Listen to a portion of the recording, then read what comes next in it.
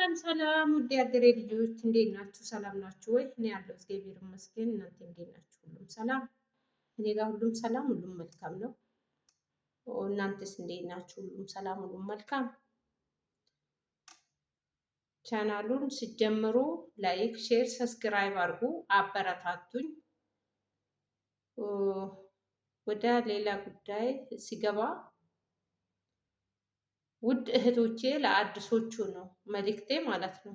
ለአዳዲሶቹ ለአዲስ ለሚመጣ ሰው ለመጣ ነው።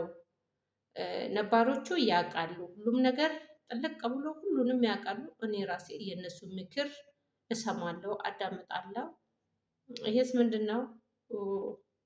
ማድረግ የሌለባችሁ ነገር አታድርጉ እህቶቼ።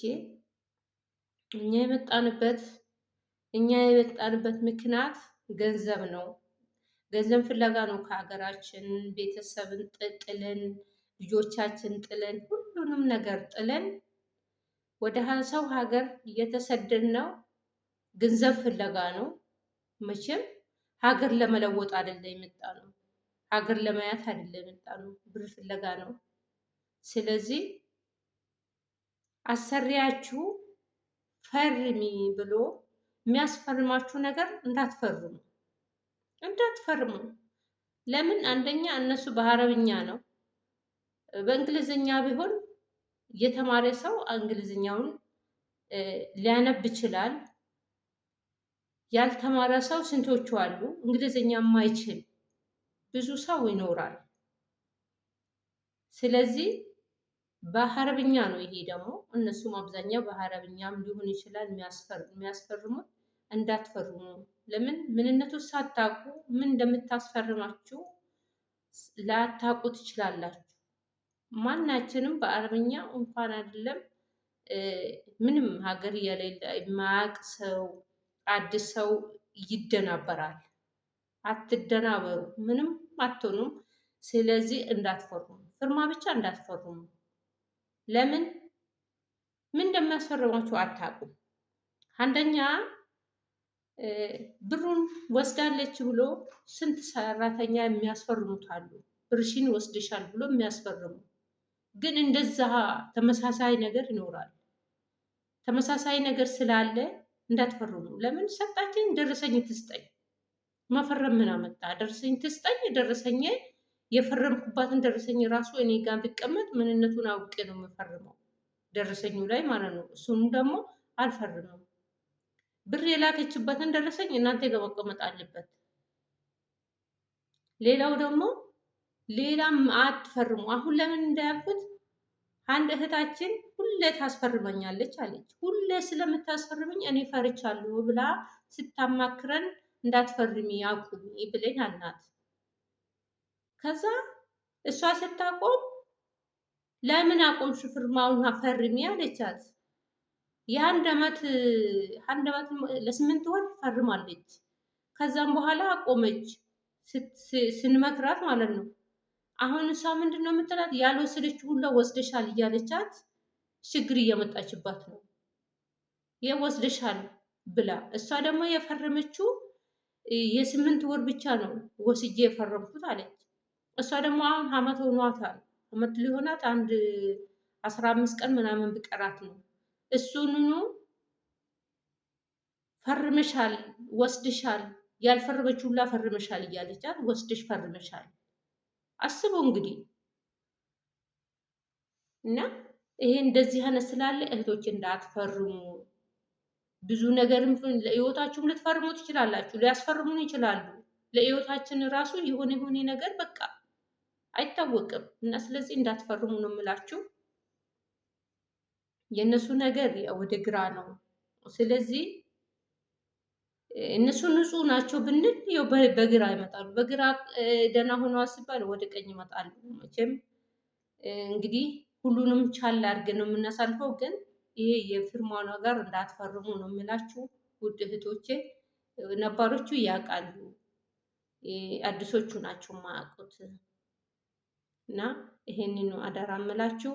ሁለተኛ ደግሞ ስለ ቤት ውስጥ ተበድልናል፣ እንዲሆንናል፣ ርቦናል ያላችሁን ነገር ብሉ። እውነት ያላችሁን ያገኛችሁን ቢጠፋ ክብስ ከቤት አይጠፋም አይደለም። ክብስ ውስጥ ቲማቲሙን ቆርጠሽ ጨው ነስንሰሽ ቢ እርቦኛል አትበይ። ሆዴ ባዶ አይሁን እንጂ ምቾት በአገሬ ነው። ምቾት አትፈልጉ። አላማ ካላችሁ አላማ ይዛችሁ ከሀገራችሁ የወጣችሁ ከሆነ ማለት ነው። ካጣችሁ ቁጭ ብዬ ከምረም ማለት ነው ቲማቲሙን ቆረጥ አድርጌ ከብዙ መሀል አድርጌ ከተመቸኝ ሻይ ቀድቼ ካልተመቸኝ ውሃዬን ቀድቼ እበላለሁ። ለምን አላማ አለኛ። የወጣሁበት አላማ ስላለኝ አላማዬን ለማሳካት እንዴ አሰሬ እኮ አሰሬ እህል አሰጠኝም እርቦኛል። እቤት ውስጥ ካሜራ አለ፣ 100 ካሜራ ይኑር። ስራው እንደምሰራ እሱን መብላት ግድ ነው። አየችኝ፣ ጠየቀችኝ፣ መቼም ፊት ለፊት ቆሜ አልበላም። ይሄ ድብቅ ነው። ፊት ለፊት ቆሜ ከበላው ያው ትክክለኛ ነገር ይመጣል። እነሱ ያው ወሬ ስለሚወዱ ያንን ካሜራ ያው ብሎ ለህዝቡ ስለሚያሳዩ 120 ሰው ስለሚያሳዩ ክብስሽን ጠቅልል አድርገሽ ዞር ብለሽ ትበያለሽ። በውሃሽን እንደ ወተት ውሃውን ግጥ እያደረግሽ ለምን ባዶ እንዳይሆን ሆድሽ ባዶ እንዳይሆን አትሟኙ። ሀገርሽ ገብተሽ አሳምረሽ ትበያለሽ። የሰው ሀገር ላይ እኮ ምንም የፈለገ ግን የድሎት የለም። በቀኝ ቢመችሽ በግራ ላይመችሽ ይችላል። በግራ ቢመችሽ በቀኝ ላይመችሽ ይችላል። በብዙ ነገር ችግር ይኖራል እና አላማሽን ለማሳካት ስትይ ማናችሁ ቢሆን አላማችሁን ለማሳካት በውሃም ቢሆን ጠቅልል አድርገሽ ክብዝሽን ብይ። እርቦኛል፣ መዳም እህል አሰጠኝም፣ ምግብ አይሰራም። ቲማቲም ቤት ውስጥ አይጠፋም ብዬ ነው የምገምተው። ኪያር ከቤት ይጠፋል ብዬ አልገምትም።